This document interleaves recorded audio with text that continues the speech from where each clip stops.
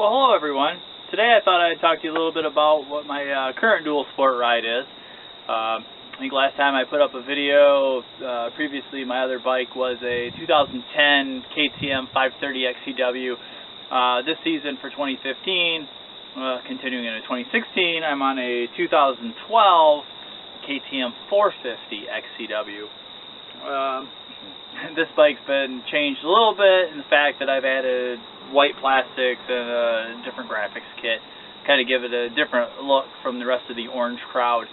But I just kind of wanted to go over a little bit, sort of what I'm riding, how it's set up, what tires I'm running on it, gearing, kind of bags, that sort of thing for my normal day trips that I'm running. Right now, this bike is running the current gear ratio set on it. I'm running a 13-tooth front sprocket with a 50-tooth rear sprocket. Stock gearing on this bike is a 1352. It's a little deep for running dual sport. I ran a 1452 for a little while, but it didn't really give me the low end I wanted in the single track, so I'm to a 1350, which seems to be a pretty good compromise.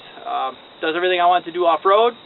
On-road, I can still hold 50 miles an hour pretty good. I don't do many sections much more than 45 miles an hour, to be honest.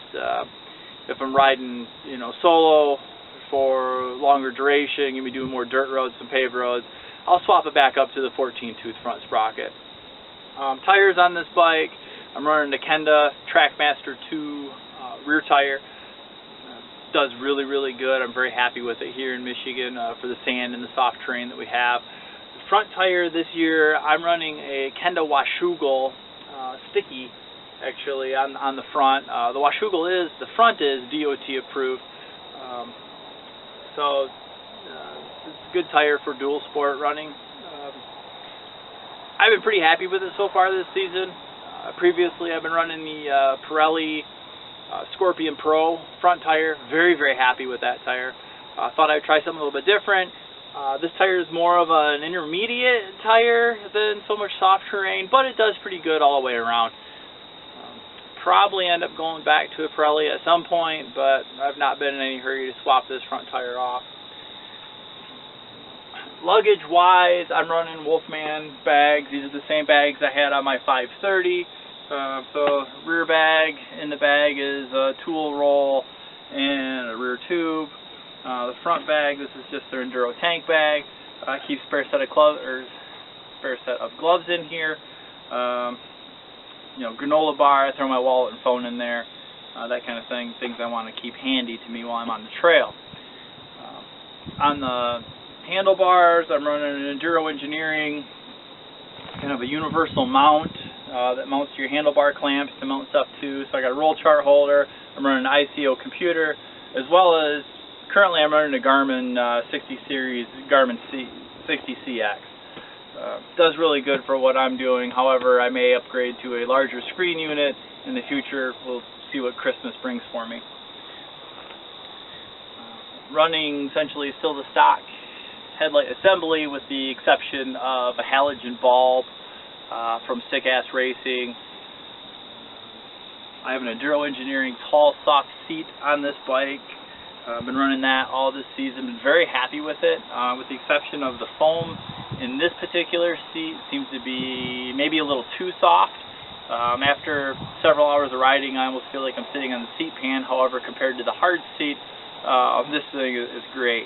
I may try to go to a seat concept seat. I've not tried one of those. I have a couple guys that I ride with that do have them and love them, so I may swap up to that in the future.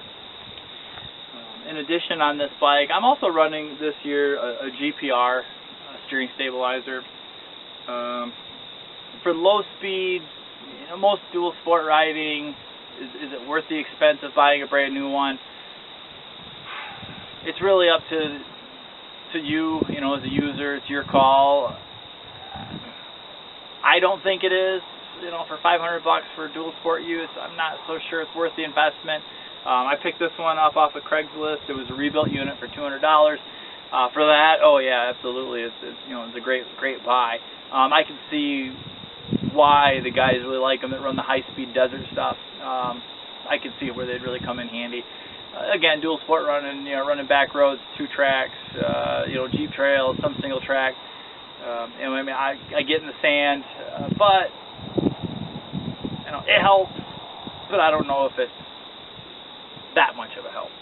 Plus, I don't really run it that stiff anyway. I run it in setting 3 or 4 out of 8, which isn't all that stiff. But I do notice when I turn it down to 1 that it does do something.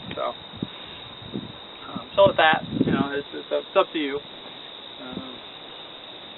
That's pretty much the bike. Other than that, it's a stock bike. I'm running stock XCW mapping. Still running the stock tank on it. I may go up to maybe bump it up to a 3-gallon tank someday. Haven't really seen the need yet. I'm pulling by about 45 miles per gallon out of this bike for when I'm just day tripping it. I haven't had a need yet to bump way up. Stock foot peg, stock exhaust. Overall, it's really a great bike. I really have nothing to complain about whatsoever. It's really everything that when I had a DRZ 400, it's everything I ever wanted it to be. The acceleration on this bike is very linear. You want more power, you just roll on the throttle more. There's no real surprises or unexpected jerks or anything else coming out of it. So it doesn't want to take off from underneath you, it just brings you with it. So I really enjoy that. It's been a really good bike to ride this year. Again, I'll probably put another season or 2 on this bike, and who knows what the future will bring. But if you're coming off a carbureted bike, looking at the fuel-injected bike, the 450 really is a great all-around bike. I'm very, very happy with it. Haven't ever found the need to go to a 500. I'm not sure what the 500 would give me over the 450, maybe a little more torque, but this thing's got plenty of torque. So, a matter of fact, for most of the riding we do, again, if you're day riding and not bogged down with a bunch of luggage, really even I could see why a lot of guys are riding the 350s these days. There are times when I think the 350 would be just a little bit more fun than the 450, but overall, it's a great all-around bike. So, if you have any questions or anything I can answer for you guys, feel free to post in the comments.